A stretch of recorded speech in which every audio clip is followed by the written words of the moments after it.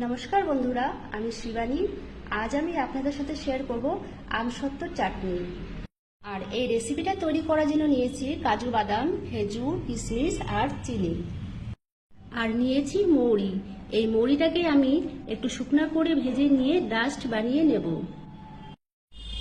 সবার প্রথমেই আমি কড়াইতে মৌরিগুলো একটু শুকনা করে ভেজে নেব।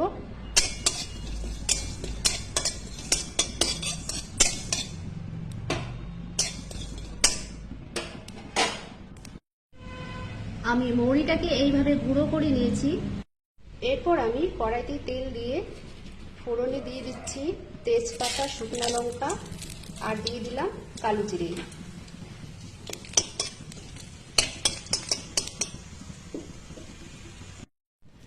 আর এখন দিয়ে দিলাম আমসত্ত্ব গুঁড়ো, নাড়াচাড়া করে নেব।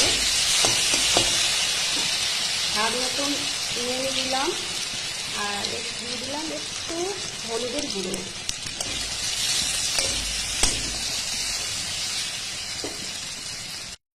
আর দিয়ে দিচ্ছি খেজুর, কিশমিশ আর কাজু বাদাম।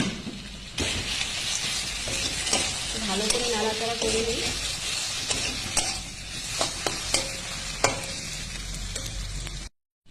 তারপর দিয়ে দিচ্ছি আমি পরিমাণ মতন জল, বেশি জল লাগবে না।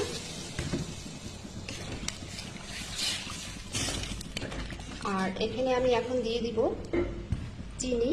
চিনিটা বেশি দিচ্ছি না, কারণ আমসত্ত্বটা এমনিতেই মিষ্টি, আপনারা আপনাদের মতন দিবেন।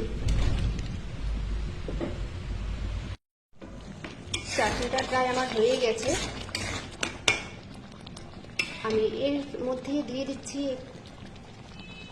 সামান্য একটু লঙ্কার গুঁড়ো। যারা ঝাল পছন্দ করেন তারাই দেবেন। আমার হয়ে গেছে, এখন আমি অন্য একটা পাত্রে নামিয়ে নিচ্ছি। তৈরি হয়ে গেল আমার আমসত্ত্বর চাটনি। আর আমি এর উপরে ছড়িয়ে দিচ্ছি গুঁড়ো, মৌরি গুঁড়ো। তো বন্ধুরা, আপনারা অবশ্যই বাড়িতে ট্রাই করবেন আর আমাকে কমেন্ট করবেন। নমস্কার।